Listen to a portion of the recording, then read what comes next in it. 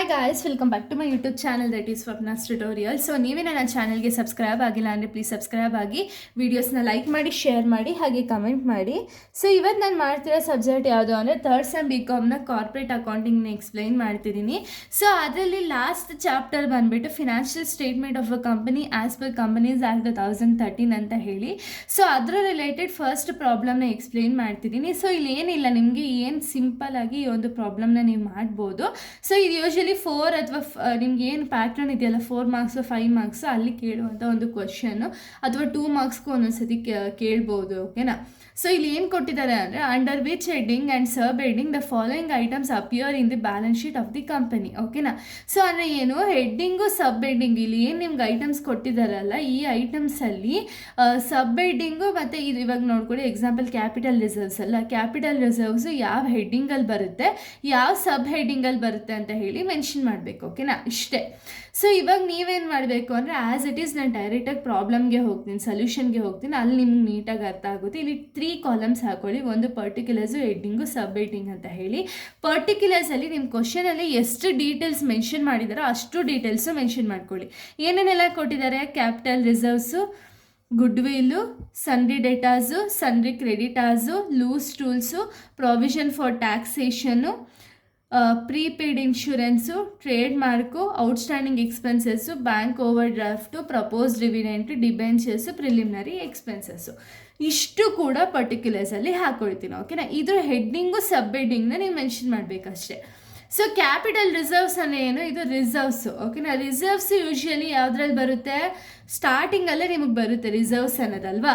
So share holders ಫಂಡಲ್ಲಿ ಬರುತ್ತೆ, ಇದು share holders fund heading. So ಇದು ಸಬ್ ಹೆಡ್ಡಿಂಗಲ್ಲಿ ಯಾವುದ್ರಲ್ಲಿ ಬರುತ್ತೆ ಅಂದರೆ, ರಿಸರ್ವ್ಸ್ ಆ್ಯಂಡ್ ಸಪ್ಲೈಸಲ್ಲಿ ನಿಮಗೆ ಕ್ಯಾಪಿಟಲ್ ರಿಸರ್ವ್ಸ್ ಅನ್ನೋದು ಸಿಗುತ್ತೆ. ಓಕೆನಾ? ನೆಕ್ಸ್ಟ್ ಗುಡ್ ವಿಲ್ ಅಂದರೆ ಏನು, ಇದು ಇಂಟ್ಯಾಂಜಿಬಲ್ ಅಸೆಟ್ಸು. ಬಟ್ ಇದ್ರ ಹೆಡ್ಡಿಂಗ್, ಮೇನ್ ಹೆಡ್ಡಿಂಗ್ ಯಾವುದ್ರಲ್ಲಿ ಬರುತ್ತೆ ಅಂದರೆ ನಾನ್ ಕರೆಂಟ್ ಅಸೆಟ್ಸ್. ಅಂದರೆ ಏನು, ಗುಡ್ ವಿಲ್ ಅನ್ನೋದು ಲಾಂಗ್ ಟರ್ಮು. ಓಕೆನಾ? ಅದಕ್ಕೆ ಇದನ್ನು ನಾವು ನಾನ್ ಕರೆಂಟ್ ಅಸೆಟ್ಸ್ ಅಂತೀವಿ. ನಾನ್ ಕರೆಂಟ್ ಅಸೆಟ್ಸಲ್ಲಿ ನಿಮಗೆ ಇಂಟ್ಯಾಂಜಿಬಲ್ ಅಸೆಟ್ಸ್ ಅಂಡರಲ್ಲಿ ಗುಡ್ ವಿಲ್ ಅನ್ನೋದು ಬರುತ್ತೆ. ಓಕೆನಾ? Next sundry debtors, sundry creditors. ಓಕೆನಾ? ಸನ್ರಿ ಡೆಟಾಸ್ ಅಂದರೆ ಏನು, ಕರೆಂಟ್ ಅಸೆಟ್ಸು. ಸನ್ರಿ ಕ್ರೆಡಿಟಾಸ್ ಅಂದರೆ ಕರೆಂಟ್ ಲಯಬಿಲಿಟೀಸು. ಇದು 2 ಹೆಡ್ಡಿಂಗ್ ಅಂಡರೇ ಬರೋದು ನೋಡಿ. ಸನ್ರಿ ಡೆಟಾಸ್ ಅಂದರೆ ಕರೆಂಟ್ ಅಸೆಟ್ಸು, ಡೆಟಾಸ್ ಅಂದರೆ ಅಸೆಟ್ಸು, ಕ್ರೆಡಿಟಾಸ್ ಅಂದರೆ ಲಯಬಿಲಿಟೀಸು. ಓಕೆನಾ? ನಾವು ಕಂಪನಿ ಪೇ ಮಾಡಬೇಕು ಅಂದರೆ ಕಂಪನಿಗೆ ಲಯಬಿಲಿಟೀಸ್ ಆಗ್ತಾರೆ ಕ್ರೆಡಿಟಾಸು, ಅದೇ ಕಂಪನಿಗೆ ಯಾರೋ ಪೇ ಮಾಡಬೇಕು ಅಂದರೆ ಅಸೆಟ್ಸ್ ಆಗ್ತಾರೆ. ಓಕೆನಾ? ಸೊ ಇದು ಯಾವ ಹೆಡ್ಡಿಂಗಲ್ಲಿ ಬರುತ್ತೆ ಅಂದರೆ, ಸನ್ರಿ ಡೆಟಾಸ್ ಬಂದುಬಿಟ್ಟು ಕರೆಂಟ್ ಅಸೆಟ್ಸು, ಇದು ಟ್ರೇಡ್ ರಿಸೀವೇಬಲಲ್ಲಿ ಬರುತ್ತೆ. ಓಕೆನಾ? Sub heading. So sundry creditors ಅಂದರೆ ಕರೆಂಟ್ ಲಯಬಿಲಿಟೀಸ್, ಇದು ಟ್ರೇಡ್ ಪೇಯಬಲ್ ಅಂಡರಲ್ಲಿ ಬರುತ್ತೆ. ಓಕೆನಾ? Next loose tools. Loose tools ಅಂದರೆ ಏನು, ಇದಕ್ಕೆ ಕೂಡ ಕರೆಂಟ್ ಅಸೆಟ್ಸ್. ಓಕೆನಾ? ಲೂಸ್ ಟೂಲ್ಸ್ ಅನ್ನೋದು ಅಸೆಟ್ಸು, ಇದು ಇನ್ವೆಂಟರಿ ಅಥವಾ ಸ್ಟಾಕ್ ಅಂಡರಲ್ಲಿ ಬರುತ್ತೆ, sub heading. Next provision for taxation. Taxation ಅನ್ನೋದು ಕರೆಂಟ್ ಲಯಬಿಲಿಟೀಸ್ ಆಗಿದೆ. ಸೊ ಕರೆಂಟ್ ಲಯಬಿಲಿಟೀಸಲ್ಲಿ ಶಾರ್ಟ್ ಟರ್ಮ್ ಪ್ರಾವಿಷನ್ಸಲ್ಲಿ ಪ್ರಾವಿಷನ್ ಫಾರ್ ಟ್ಯಾಕ್ಸೇಷನ್ ಅನ್ನೋದು ಇನ್ಕ್ಲೂಡ್ ಆಗಿರುತ್ತೆ. ಓಕೆನಾ? Next prepaid insurance, already pay ಆಗಿರೋ ಇನ್ಶೂರೆನ್ಸ್ ಯಾವುದು, ಕರೆಂಟ್ ಅಸೆಟ್ಸ್, ಇದು ಅದರ್ ಕರೆಂಟ್ ಅಸೆಟ್ಸ್ ಅಂಡರಲ್ಲಿ ಬರುತ್ತೆ. ಓಕೆನಾ? Next trade mark. Trade mark ಅಂದರೆ ಏನು, ನಾನ್ ಕರೆಂಟ್ ಅಸೆಟ್ಸ್, ಇದು ಕೂಡ ಗುಡ್ ವಿಲ್ ರಿಲೇಟೆಡ್. ಸೊ ಇದು ಯಾವುದ್ರಲ್ಲಿ ಬರುತ್ತೆ, ಇಂಟ್ಯಾಂಜಿಬಲ್ ಅಸೆಟ್ಸಲ್ಲಿ ಬರುತ್ತೆ. ಓಕೆನಾ?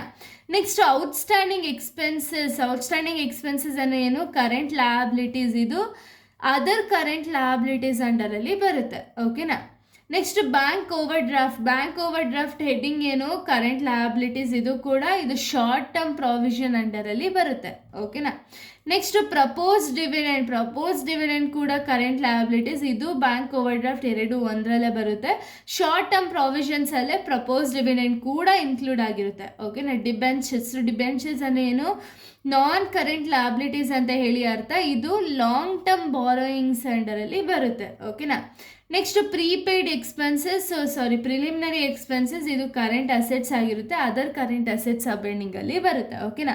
ಸೊ ಇಷ್ಟು ಸಿಂಪಲ್. ಬಟ್ ನಿಮ್ಗೆ ಏನು ಅಂದರೆ, ಇಲ್ಲಿ ಹೆಡ್ಡಿಂಗು ಸಬ್ ಹೆಡ್ಡಿಂಗ್ ಗೊತ್ತಿದ್ರೆ ಮಾತ್ರ ಈ ಪ್ರಾಬ್ಲಮ್ನ ಸಾಲ್ವ್ ಮಾಡ್ಬೋದು, ಇಲ್ಲ ಅಂದರೆ ಈ ಪ್ರಾಬ್ಲಮ್ನ ಸಾಲ್ವ್ ಮಾಡೋಕ್ಕಾಗಲ್ಲ. ಓಕೆನಾ? ಇಷ್ಟೇ ಈ ಒಂದು ಪ್ರಾಬ್ಲಮ್ ಆಗಿದೆ. ನೆಕ್ಸ್ಟ್ ವಿಡಿಯೋದಲ್ಲಿ ನಾನು ಬೇರೆ ಒಂದು ಪ್ರಾಬ್ಲಮ್ನ ಎಕ್ಸ್ಪ್ಲೈನ್ ಮಾಡ್ತೀನಿ. So thank you guys, thanks for watching.